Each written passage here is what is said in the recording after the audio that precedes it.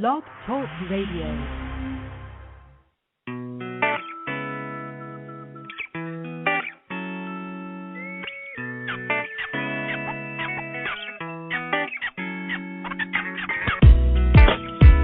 I would like to welcome everyone to another episode of Strategically Prophetic, where we are discussing issues your pastor wants. And on today's program, we will be talking about the Ma'afa, or the Ma'afa.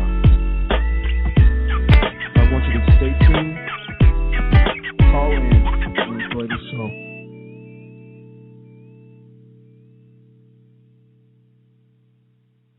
All right, today on the show, we will be talking about the Ma'afa. We're going to be talking about the Ma'afa. If you looked at the title of the show, the title of today's show is Are Blacks, Africans, and Other People of Color Genetically Inferior to Whites? So that is the topic of the program on today. Are Blacks, Africans, and other people of color genetically inferior to whites? This is part two. The first session was recorded actually yesterday on Thanksgiving Day, but there were some difficulties. There were some troubles in hearing me, so I decided to re-record this because I feel that this is such an important topic and that this is a topic that needs to be discussed. So I want to put some information out there for you guys. If you are listening in, whether you are of any ethnicity, I think you will be able to glean and get some information from this one today, from today's show. Also, what I would like for you to do, have any questions or comments, please feel free to call in. Please text a friend, let them know about the show. You can get this link and you can post it on your website. You can post this player on your website. And another thing that you can also do is note that every show that we do, you are able to download it at MP3 format, burn it to CD, and you can replay it in your car. Or you can send a link to this site to someone that you know. If you get offended by anything that we say, I don't know what to tell you. The truth is the truth. And information that we'll present today might be alarming to some, but it's some information that needs to be placed out there, especially for African Americans and for people of color. Now, when you look at the title of the show, Are Blacks, Africans, and Other People of Color Genetically Inferior to Whites? Of course, the answer is automatically no. There has been no scientific proof to prove that, but the reason the question has been answered because we're going to get into some information. We're going to name some peoples and organizations, and it's just going to present some information that lends itself to the thought process of an elite group that is in the world, as well as in the United States, as well as in other countries, but an elite group that controls a lot of things, and you need to know that this mindset exists, that this ideology, this philosophy exists, because it helps you to implement strategies, helps you to implement counterattacks. It helps you to know what people are thinking about you behind the scenes, and it helps you to keep going, and it just helps you to operate better in a society. This is not for you to take the mindset that, oh, the world is against me, this, that, and the other. This is just for you to get some information, take it, research it, and find out the facts, and then you make a educated decision on what you want to do with the information. But it is my hope that you would share this information with as many people as possible, and that's just the goal of the show. Okay, well, let's get started. Okay, the Ma'afa. What is the Ma'afa? And I said that was going to be what we're going to be discussing. The Ma'afa. It's a Swahili term, and it's spelled M-A-A-F-A. Ma'afa 1. And Ma'afa 21 is actually the name of a documentary that was but it's the name of a video documentary that was recorded by a company called Life Dynamics Incorporated. And Ma'afa is a Swahili term, and it means tragedy or disaster, and it's used to describe the diaspora that resulted from slavery. So it's used to describe the period of time after slavery. So we're going to use this to describe the period of time from the Emancipation Proclamation, or in the 1860s when the slaves were emancipated, up until the present time. and it's used to describe a period in which slavery went from being an overt activity to reverting to something that was being done behind the scenes. And so that's what we want to get into on today. So that's what the Mayatha is. Now, what I want to start out with this diaspora or this time period in history, I want to start off with some background information, because black genocide is really what the Mayatha describes. And so what happened after slavery was that the same individuals, of course, the Africans, these slaves who are now African Americans, but the same individuals that were the source of money for so many white Americans, quote unquote masters, and the businessmen who started in slavery. When in the 1800s they became your industrialists, and they still use slave labor to fatten their pockets. They use slave labor to make money. It was these same people who, when the slaves were emancipated, now wanted to get rid of them, because now they were also afraid that they would have to pay taxes, or that they would have to pay for the welfare of this group of people, because now this group of people, they realize, and they have to be faced with the fact that this is a group of people who did not have skills, knowledge, or abilities. They had no formal education, and they were afraid, they being the elite, rich, white class in the United States, were afraid that this class of people would affect crime rate, that the crime rate would go up, and that taxes and that the economy would be affected, because now that they would have to pay to take care of these people who were now in slavery, because they basically took care of them. They basically, of course, controlled their procreation rate, controlled the rate at which they reproduced. And so it's ironic, because the Mayatha is going to describe a time period now where these same group of people that they wanted to procreate and reproduce because they were making the money, now there was a behind-the-scenes, systematic, concerted attempt to halt their reproduction and to get rid of them. And that is the backdrop. That's the mindset, or the ideology that's the backdrop of this whole diaspora. So now you have the Emancipation Proclamation.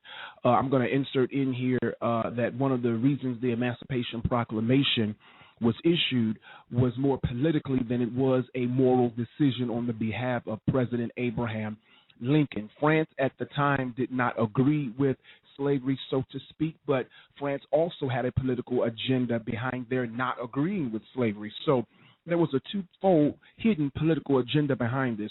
France did not like slavery, and so the United States wanted to gain France as an ally, so Abraham ended slavery. Of course, this was a political move during a time period in which the Civil War was predominant, but also the other hidden agenda behind France not liking slavery is that France, in an attempt to gain an economic stronghold in the United States, wanted to do away with the greenback and institute another system whereby they could control people through the economic system.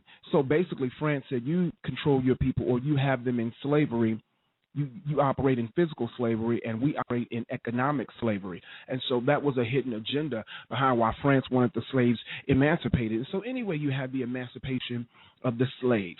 So now the slaves are emancipated. You have over 4 million African Americans released into the populace. Again, I emphasize that they are not educated, and I also emphasize that they have no formal education. I emphasize the worries of the elite wealthy class in white America. So this is the backdrop.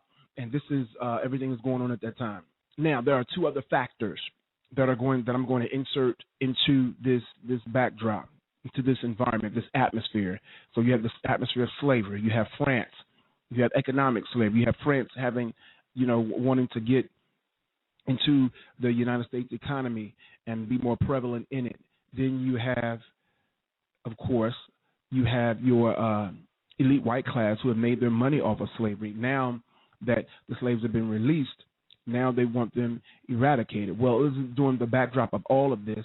In 1859, you had a scientist by the name of Charles Darwin.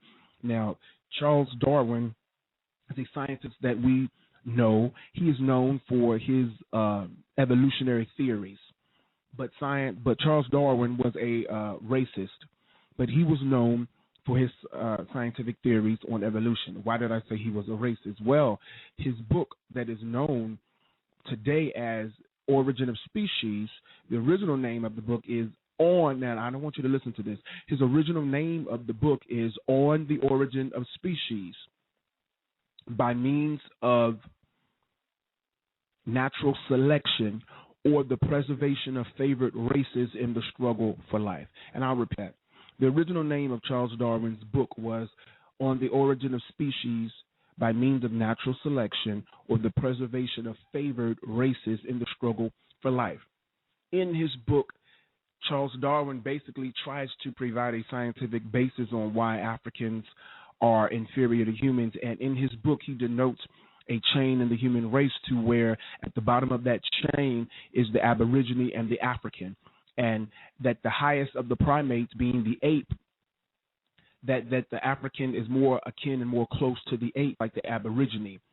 And so this is what he backs as scientific evidence. Plus, he also promotes the ideal of natural selection, and that if that is your logic, then if the African American is inferior biologically, intellectually, emotionally, physically, physiologically, then it only goes to say then that they are not fit for the promotion of the human race. So this is their logic, and this is the logic of Charles Darwin. Well, there was a gentleman by the name of Francis Galton. Francis Galton took Charles Darwin's theories and his philosophy, and he placed them into action.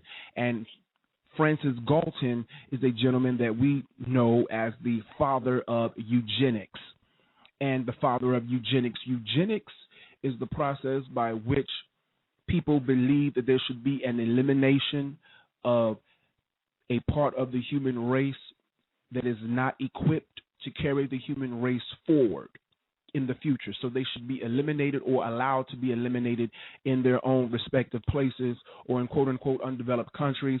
And it has been baby butted in definition to say that it is the promotion of social programming by the help of the government. And so the eugenics is basically the racist mindset combined with a quote unquote loose leaf, and it's a loose leaf and scientifically inept doctrine or teaching of evolution, natural selection, combined with this racism that is used to promote eugenics.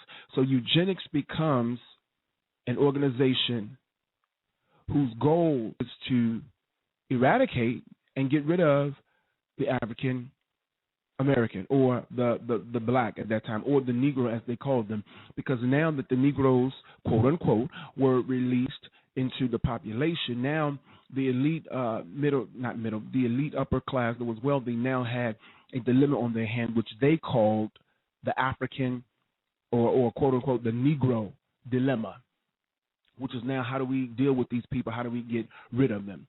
And so that's where we enter into the 20th century. So that's the backdrop of this period from about 1859 up until 1900, where you have Charles Darwin and his theories on natural selection and survival of the fittest, and you already have the backdrop of racism. You have the Emancipation Proclamation. You have the slaves being released, and you have Francis Galton coining the terminology that's associated with the term eugenics, as he coined that term also. And so that's your backdrop. Leading now into the 20th century. So now you have the same group of people who made money off of slaves. They are now making a concerted effort to get them, because now that we can make no more money from you, now that we can't make any more money from you, now that we can't profit from you, we want to get rid of you. And so that's where you are in history.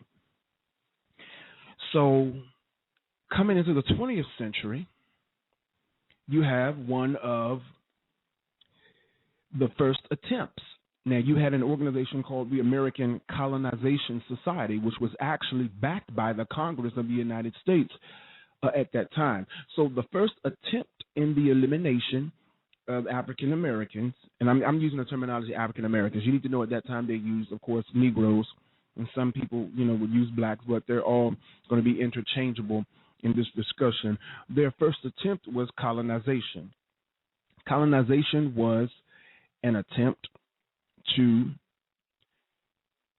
solve this quote-unquote Negro dilemma by funding and promoting through propaganda advertisements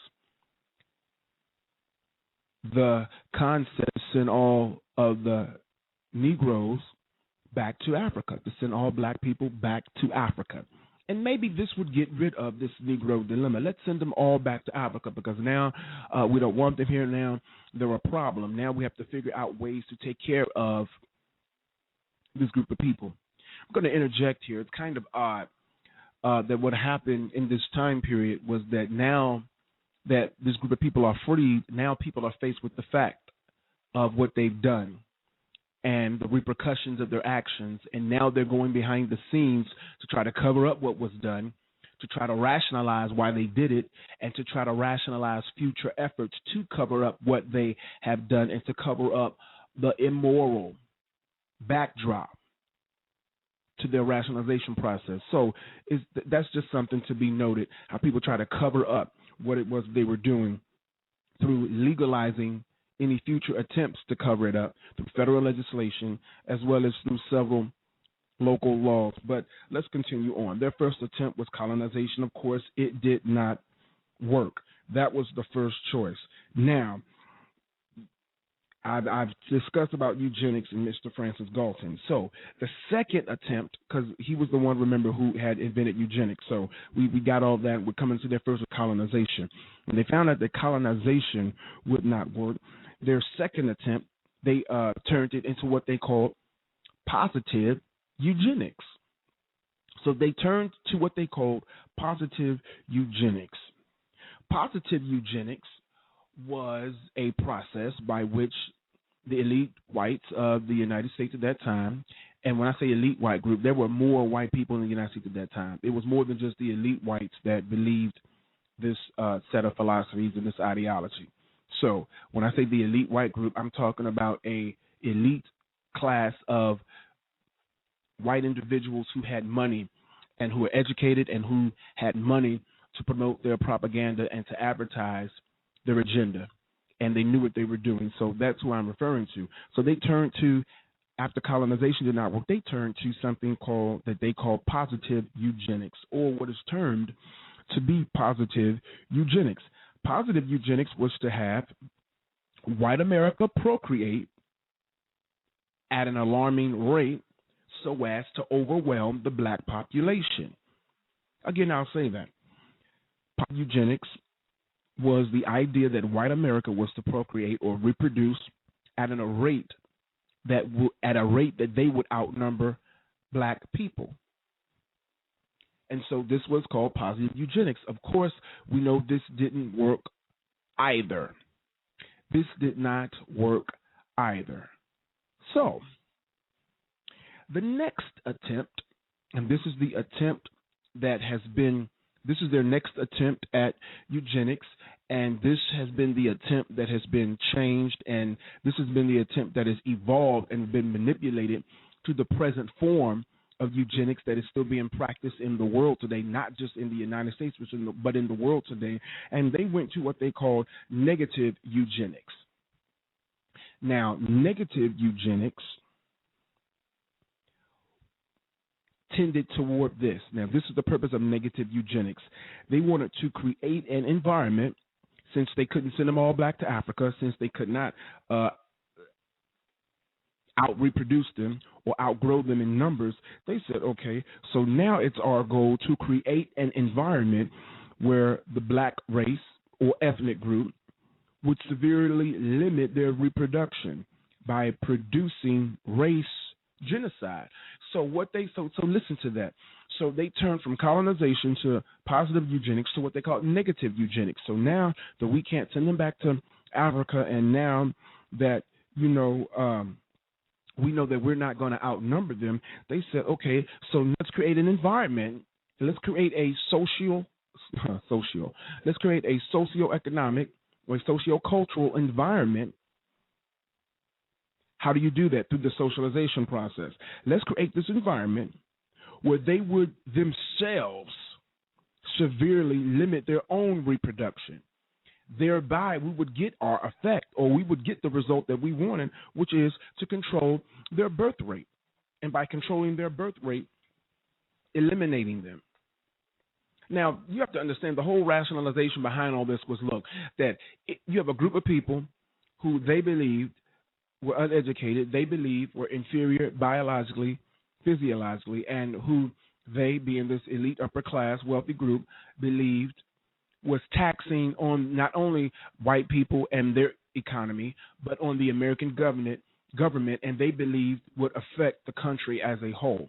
And so they rationalized this whole process by believing that in doing this, in practicing eugenics and going for federal legislation and creating the National Birth Control Review and these different things to help support eugenics, that they were doing the country a favor. And basically they rationalized racism. And racism went from ideology, it went from being rationalized ideology to being legal ideology and federal legislation. So this is where we're at with the negative eugenics. Now, with negative eugenics, I also want to point out that most of your eugenicists, now that we've moved out from the 19th century into the 20th century, these same slave owners who made money off the backs of the same people that they were now getting rid of, these slave owners who made their money doing with cash crops, 1700s, early 1800s, and then later in the late 1800s became industrialists, were now in the 20th century your millionaires and your billionaires. And so now that they were industrialists and they were billionaires and millionaires, now that they had made their millions and their billions off the backs of slaves, now they were now in a position to use billions and millions to eliminate them. And of course, we know for the political correctness, so to speak, they couldn't just do it out in the open. And of course, we know how politics goes. You need you need a front person. And so they found their front person by the name of a lady named Margaret Sanger. Margaret Sanger was the developer of the American Birth Control League. And she was the woman who put the practice of eugenics, the concept of eugenics into practice. And her whole organization was backed by millionaires and billionaires who were in key governmental positions, who were in our judicial system, who were lawyers, who were in political positions, who were in corporate positions, and who owned international corporations. And they were backing her. What happened with negative eugenics now to create that environment, you also had a change of terminology. So the changes of terminology, to refer to black people, they still use slavery terms to refer to them now in their texts and in their reviews and in their books and in their quote-unquote research projects to refer to black people as feeble-minded, as unfit, immoral, as criminal, and as imbeciles. And so this is where we have it. You have Margaret Sanger, who was early in the 20th century, and in 1942, what we have is she basically, of course, she founded the American Birth Control League, but she basically converted the organization through, to try to be politically correct, to the name of an organization called Planned Parenthood.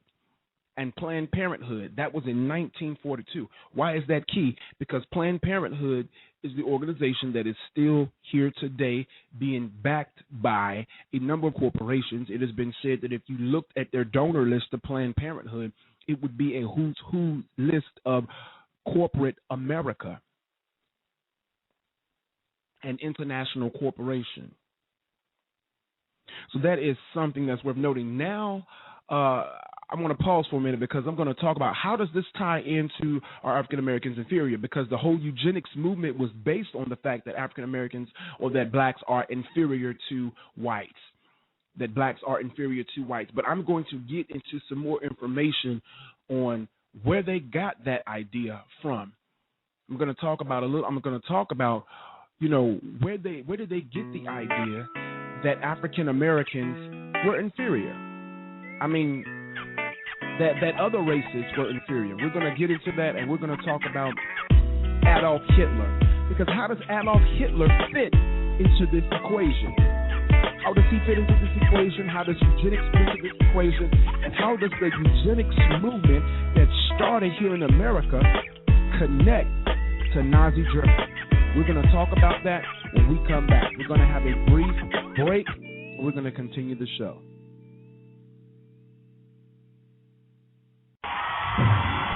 Well, come on, everybody, put your hands together. Come on, help me lift that Jesus. Come on, come on, come on.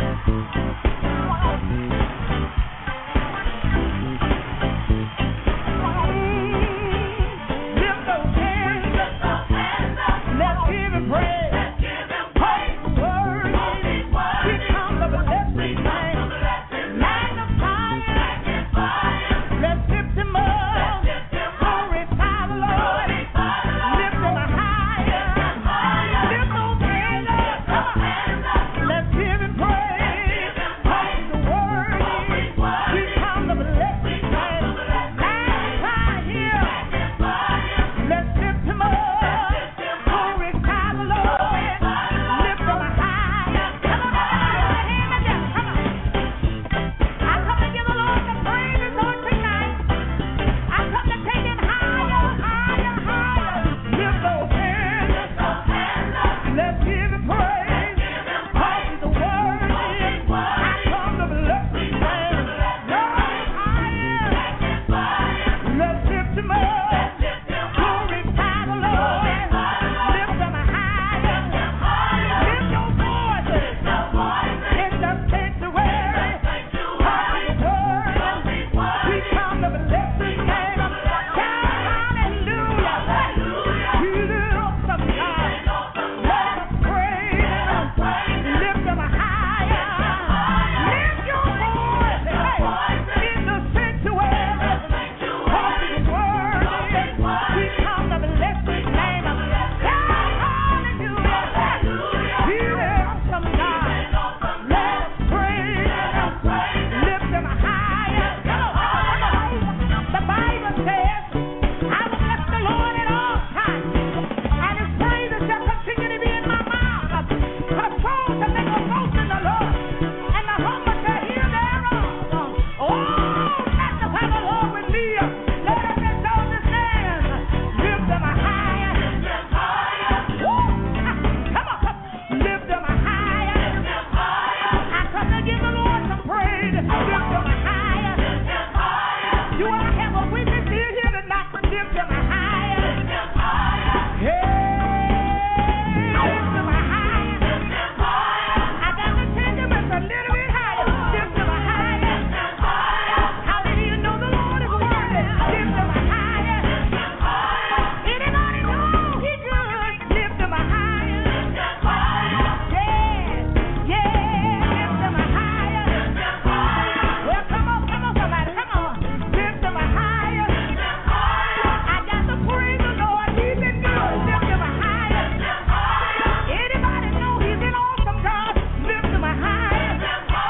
I got to go a little bit higher. Woo! Come on.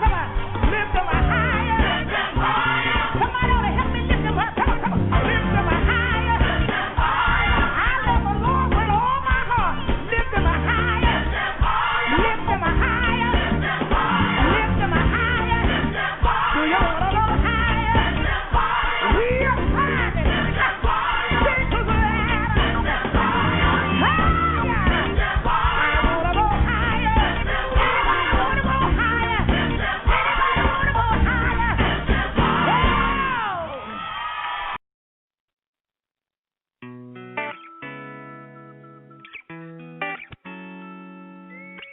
Well, I want to welcome you back.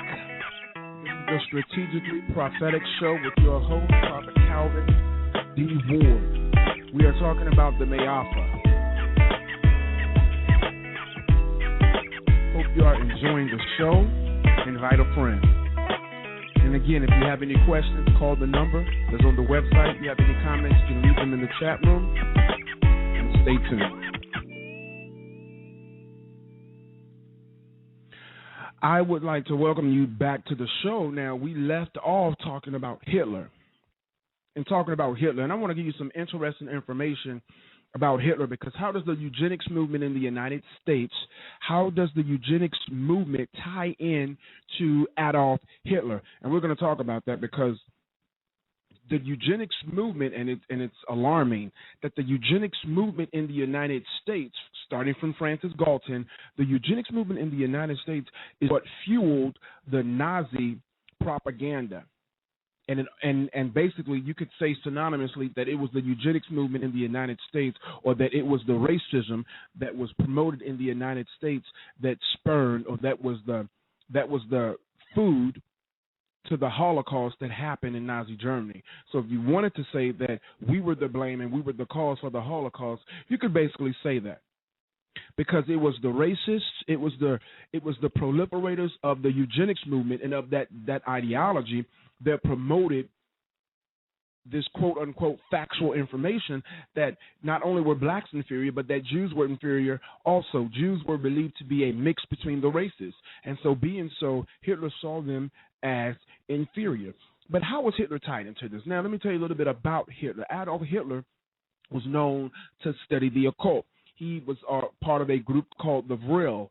When I found that out, that was very interesting, because Thomas Jefferson had studied a group of Indians that he said he called the Vril, and who were believed to be descendants from, quote-unquote, the lost city of Atlantis.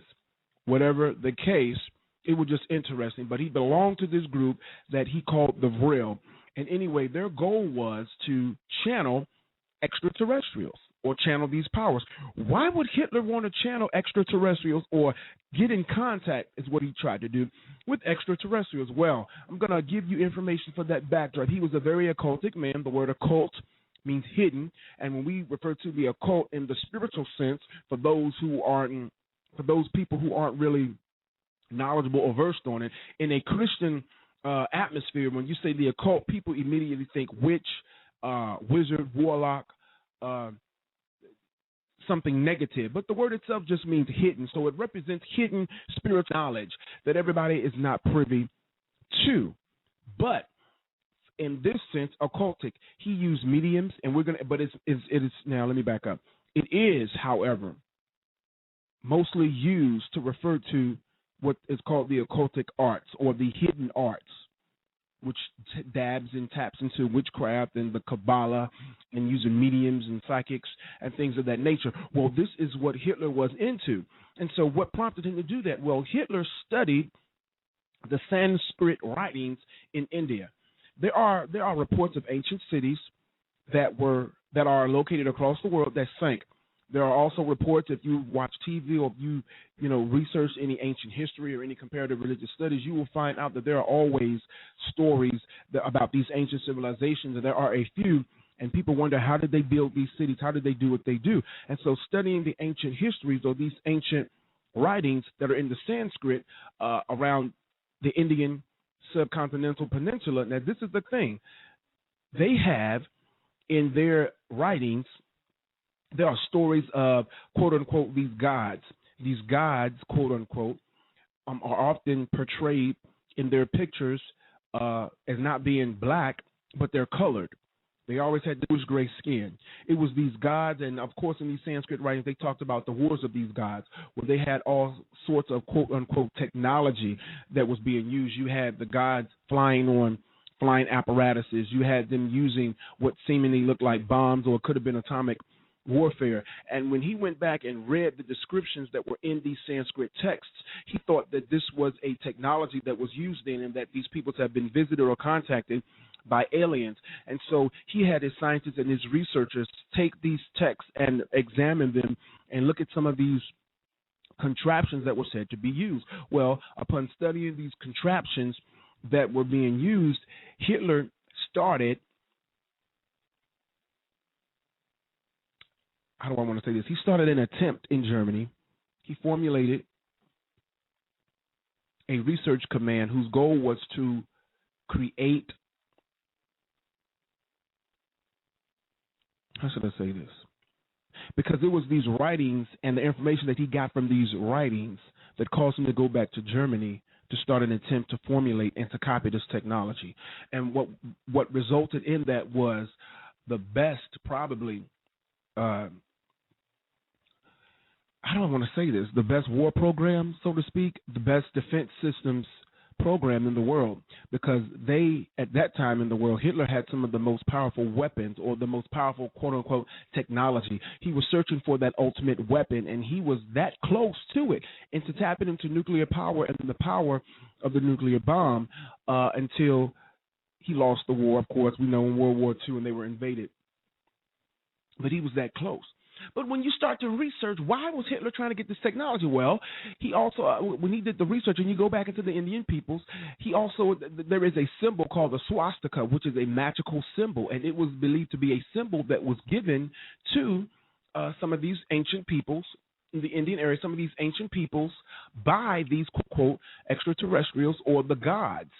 And he said this symbol was given to them, and that it represented a symbol of superiority. It represented victory, and that whoever, and it was a magical symbol that would give you victory against your enemies. It was called the swastika, and that's why he adopted that as the symbol. But when you dig more, he found out that these extraterrestrials were said to have come down and to have mixed their seed with a group of people called the Aryans. And then not only were their seed mixed with the Aryans, but it was said that these people were trained by these ETs to dominate and take control of the world. And this is the backdrop. This is the source of the information that Hitler got, using of course, occultic in mindset, using the symbol of the swastika as a magical symbol, going forth in war, believing he can go forth and conquer, and also the Aryan concept that he and his people were genetically superior to every other group of people or every other race on the face of the planet. And this spawned him to go and to try to seek his advanced technology that he wanted to use. And if he would have tapped into the atomic warfare and the bomb, we could very well be a German state worldwide, rather than being what we have today. But anyway, that's a little backdrop on Hitler. Well, Hitler was being fueled by your researchers and your academic proponents of eugenics right here in the United States. And so this is where he got most of his information from, which helped propel, and it helped to fuel his ideology and what he believed. Again, how does it fit in? Because in all the charts and research that he was given, again, black people are placed we are placed at the lowest level in the human race. And so you have doctors and researchers and individuals from the United States fueling the Holocaust. We fueled the Holocaust. This research fueled the Holocaust. The Birth Control Review, this research fueled the Mein Kampf. I always probably mispronounced that, but it fueled all of that. Some of your proponents at this time, these are some names that you can look up. You can look up Eugen Fischer, Eugen Fischer. He worked for Hitler. He was a doctor, and he was publicly affiliated with Carnegie and Rockefeller foundations. And this is something that's going to tie back in also, because what you need to know is these same institutions that made their money off of slavery, like I said, now were your millions and billions. These were your Rockefeller, your Carnegies. You had a Henry Ford, who was the big car dealer, but he had a foundation also. But what you have is all these organizations funding this agenda. Now, you had your states also at this time placing in they were putting in legislation to try to make sterilization, because that was the thing. The whole goal was birth control. Why birth control? Because if we can't kill them, we can't exterminate them, we can't send them off, but if we can get birth control legalized, we can target, quote unquote, certain areas. And we can place more birth control centers in those areas. We can target them through birth control or sterilization. What you will find out also is that a lot of states adopted sterilization laws. And so an example of that was in 1966, where you had three black mothers who applied for welfare in Maryland. And they were arrested because they were told that they were unwed mothers. Why were they arrested? Because in the eyesight of the eugenicists and the racist mindset at that time, you were unwed mothers, and doctors and obstetricians were telling people that they were tired of paying for their welfare while they were having all these kids. And you even had obstetricians. You even had people at that time who told the mothers that I'm not going to deliver your baby unless you get sterilized, which means in order to get their baby delivered, they had to be sterilized, so they were not able to produce any more children. On the documentary Mafa 21, if you look that up, and it is listed on a network. I posted it to my Facebook page.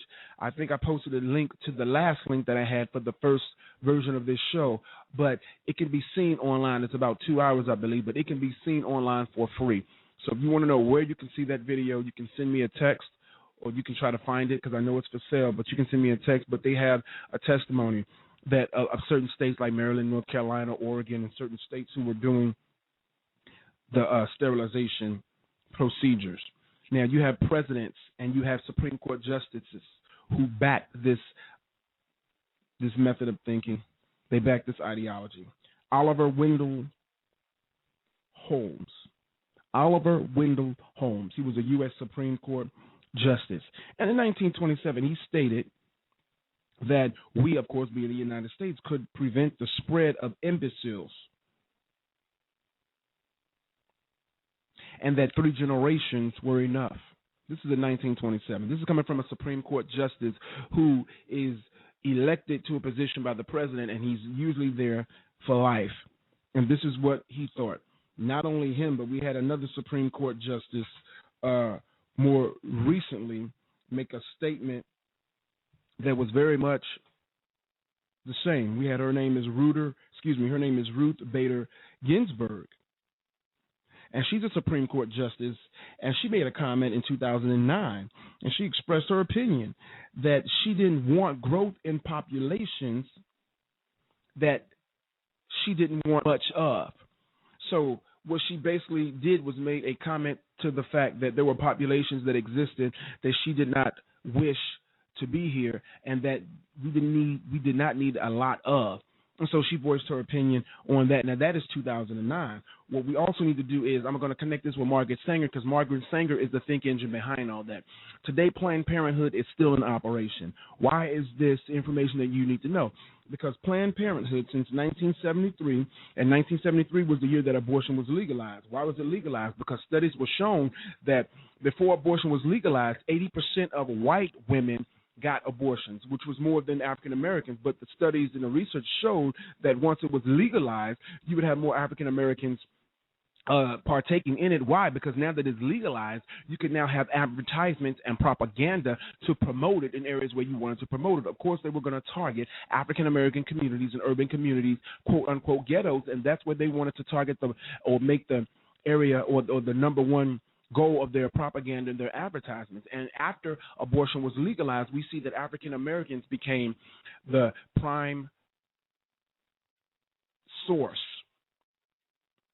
We became the prime source of all the advertisements. And we became the number one ethnic group, or the number one group of people who were getting abortions done, and who was taking advantage of this service. It's key to note here also, you had Cesar Chavez. You had some great figures in our history be proponents against abortion, against this birth control, because they knew that it was for the systematic elimination of quote-unquote populations that we did not want, and that was coming from the government's perspective. People such as Cesar Chavez, Jesse Jackson. You had some Iowa statesmen. You had Stokely Carmichael, Dr. Charles Greenlee. You had people who spoke up. You also at the time had Black Panther Party. You had the your Muslims even spoke up at that time. Elijah Muhammad. You had statements coming from every aspect of the black community.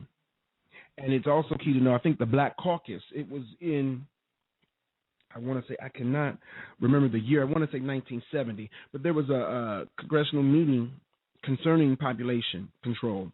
And the Black Caucus left the meeting when they figured out or when they got wind that this is not population control, this is black genocide. So birth control has become another name that has become synonymous with genocide and black genocide. That's what needs to be known.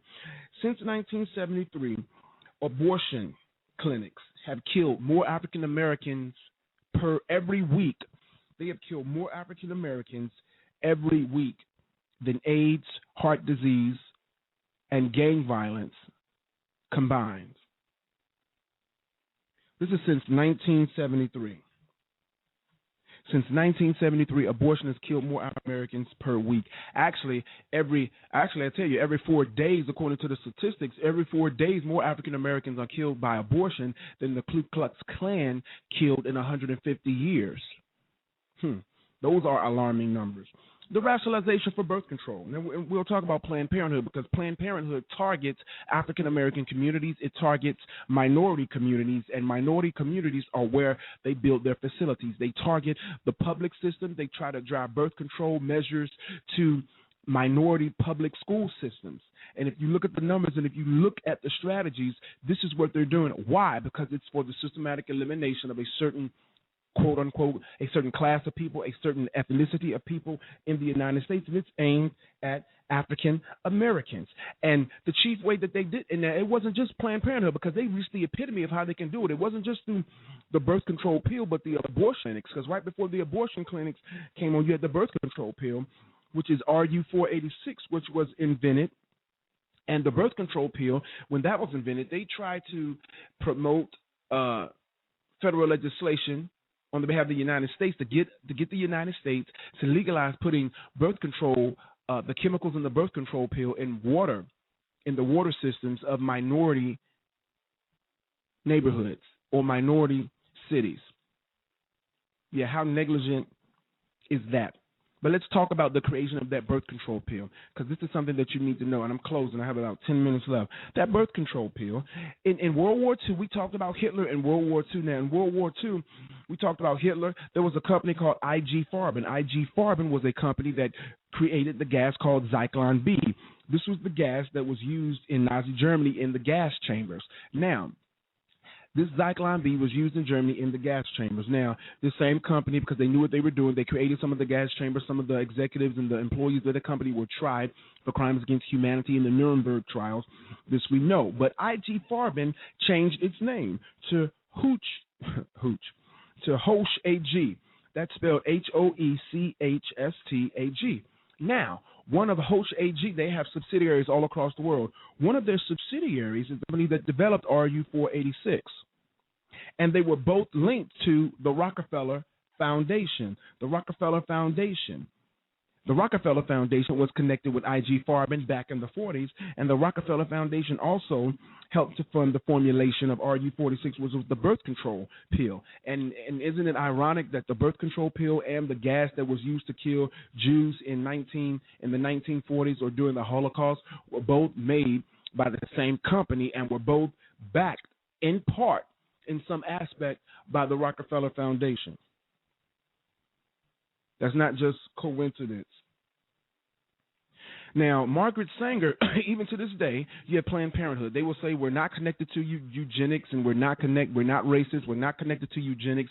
But when you look at it on paper, Margaret Sanger, who started the organization, their highest award is the Margaret Sanger Award. The highest award that they give is the Margaret Sanger. It still bears the name of Margaret Sanger on it. Though they say that they're not connected to anything she believed, their highest award bears her name, which lets you know the ideology and the philosophy of the company. And in 2009, Hillary Rodham Clinton received that award from Planned Parenthood, where she quoted and said that she was in awe of the organization.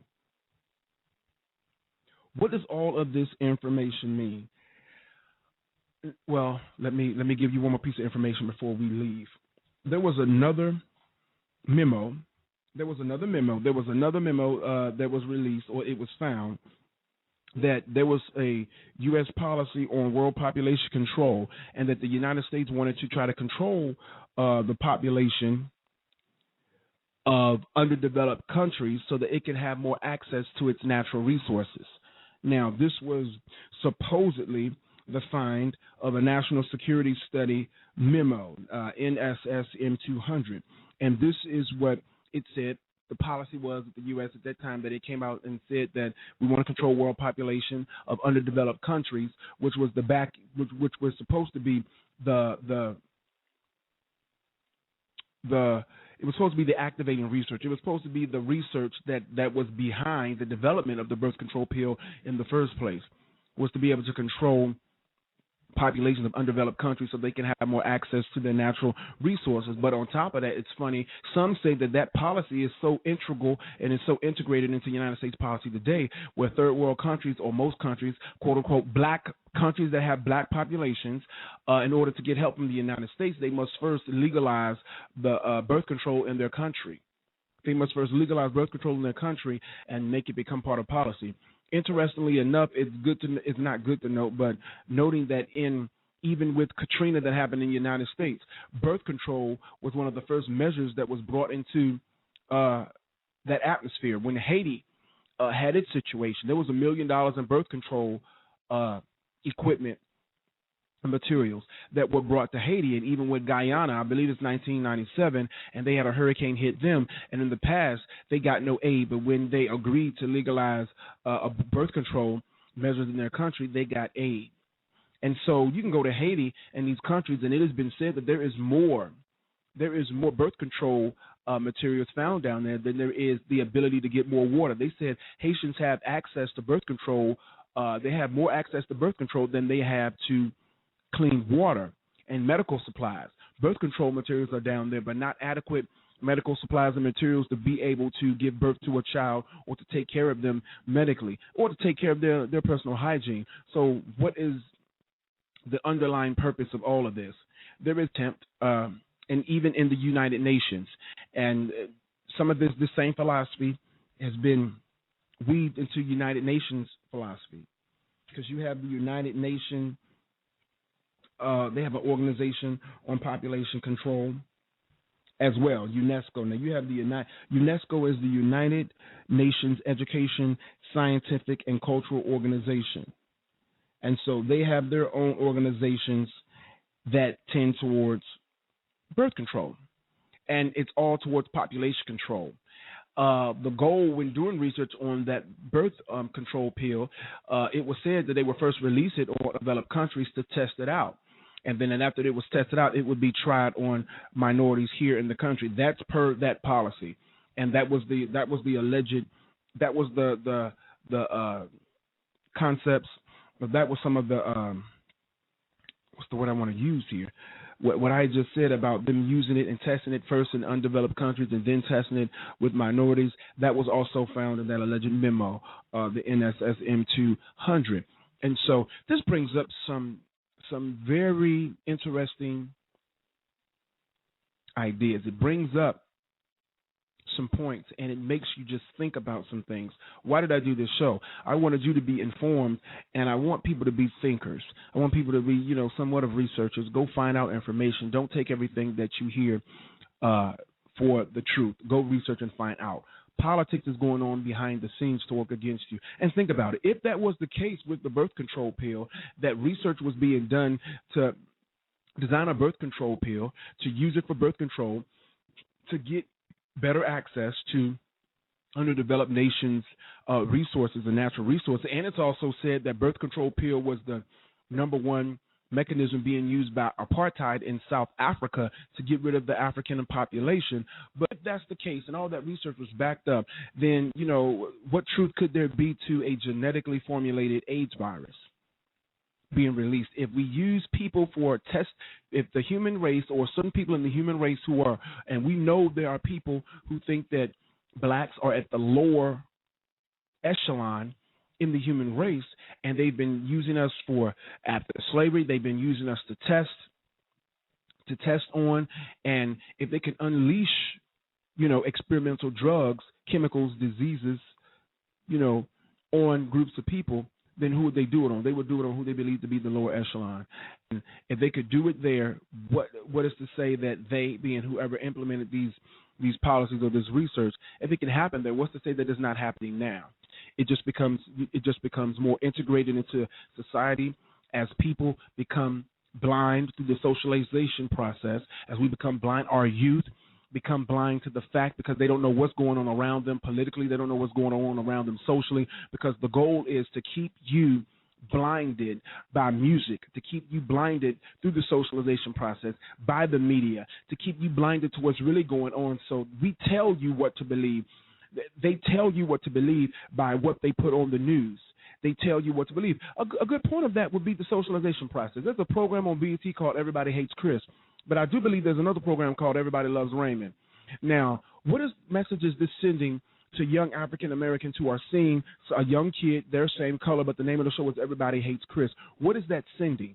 Even in society, black is looked at as a color, as a color that is a combination of all colors, but black is not always synonymous with good. White in kids, when the study was done with kids on which one looked better, that's what they connected it with. Young kids, they're same color, but the name of the and you are on air. Hello. Hello. You are on air. Good evening. Good evening. Good afternoon. Can I be heard? Good evening. Yes, I can hear you. I have 4 minutes left on the show, but I can hear you clearly. You want to make a comment? Well, I thought that your topic was particularly interesting. I've done some extensive research on Margaret Sanger and her eugenics movement. There's a book that I'd like to point out for you and any of your listeners by Nell Irving Painter. She has a book called The History of White People. I think that this is a very constructive book, and the material in which she has in the book, I don't 100% agree with every aspect of the book. However, I think that any individual who gets the book and takes the time to look at the bibliography and the sources, that you'll see some very constructive information that could be positive. Okay, awesome. Are you able to send me an email with the name of the author and the book in it through I don't know if it's on Blog Talk, or are you able to I'm on Blog Talk, so I'll send it to you after the show. Okay, awesome. And that way I can get that information and I can repost it. Absolutely. And okay. You know, I think I'm a father of a 10-year-old daughter. When I look at the music, I understand that what they're pushing on our young children, particularly young girls of color, is that so many of them, they're pushing this thing where all the young girls have to go get a big booty. And the young girls, in order to get a booty right now, have to go take that Depo-Provera or get that patch because it puts weight on them. So a lot of our young girls are running out there going and getting these birth control methods so that they can gain weight or become more voluptuous, not recognizing that later on in life, when they become late 20s, early 30s, and they want to conceive children, they're going to be sterile. You know what? Yes, brother. Oh, no, go ahead, because that was a great point. So I think that parents need to be mindful of the things that they're allowing their young daughters to get involved with. We need to be mindful. I mean, everyone thinks that abortion, or rather birth control, is such a great thing, and I think that people who aren't ready to be parents shouldn't be parents. However, people need to be mindful of the birth control methods that they're using and really do their research, because a lot of the things that people are putting inside of their bodies are going to have long-term detrimental effects. And we, as a community, we're now being genetically compromised because there is nutritional warfare going on in the fact that our bodies it's disgusting. The average black person can't even walk up a flight of steps these days. You got 30, 40-year-olds who are keeling over having heart attacks. So we know that this is a concentrated effort to decimate our population, and we need to be more mindful and open our eyes. Okay, I would like to thank you for making that comment. And what was your name, sir? This is Esther calling from Brooklyn. Okay, well, I thank you for listening in. Appreciate your comment, and enjoy your afternoon. I have a minute left, and I'm about to close the session. But I thank you for calling in. That was needed, and I believe it added to the topic. So thank you once again, and we appreciate your call. Absolutely, brother. All right, be blessed.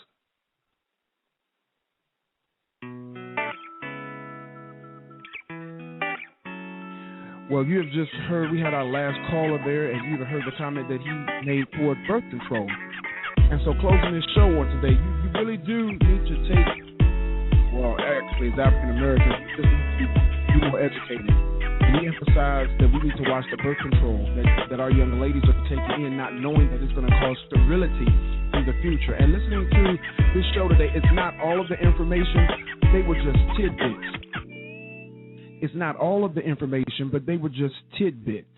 And so I want you to really take what you've heard from this show today and go research it. Again, this is Calvin Ward, and I'm signing out. Thank you for listening.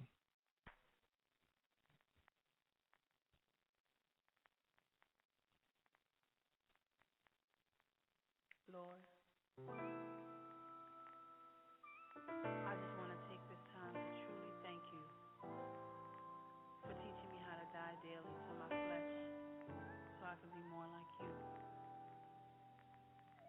So right now I offer you these praises.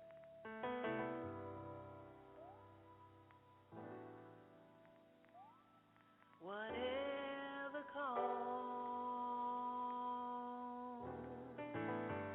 whatever price, to Jesus Christ, I'll give my life.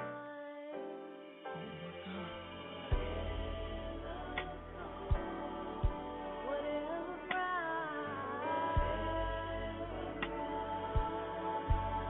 to Jesus Christ, give my life.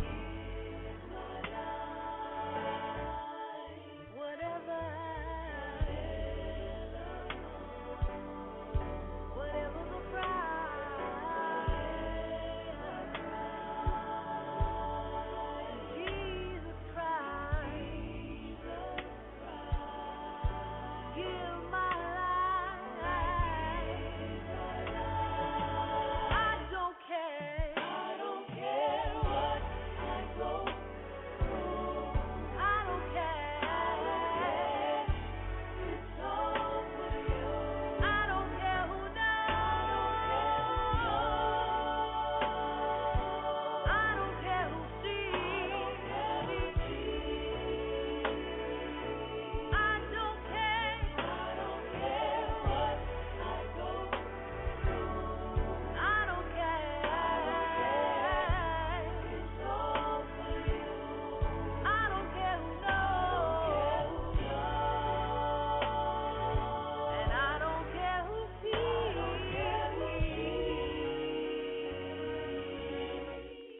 Whatever.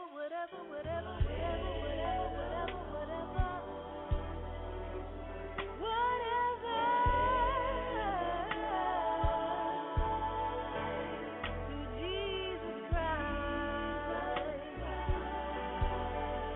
I give my life.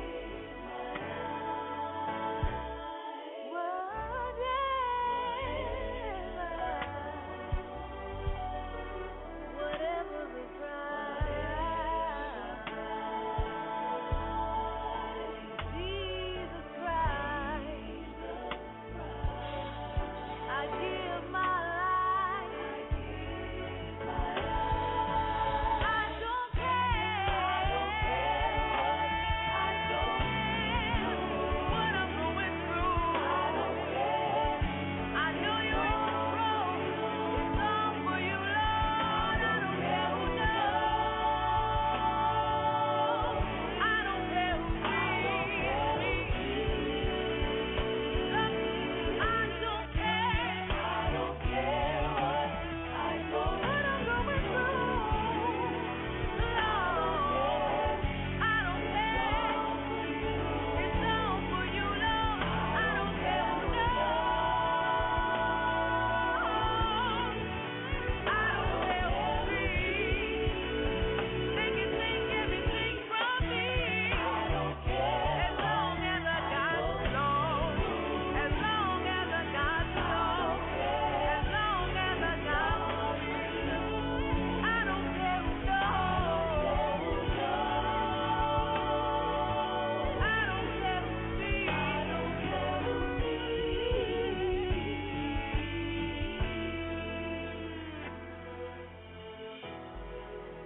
You're enough.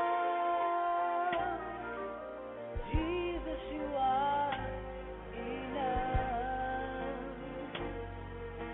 I turn my back on you. Still you see me through. And you're enough. Jesus, you are enough. I turn my back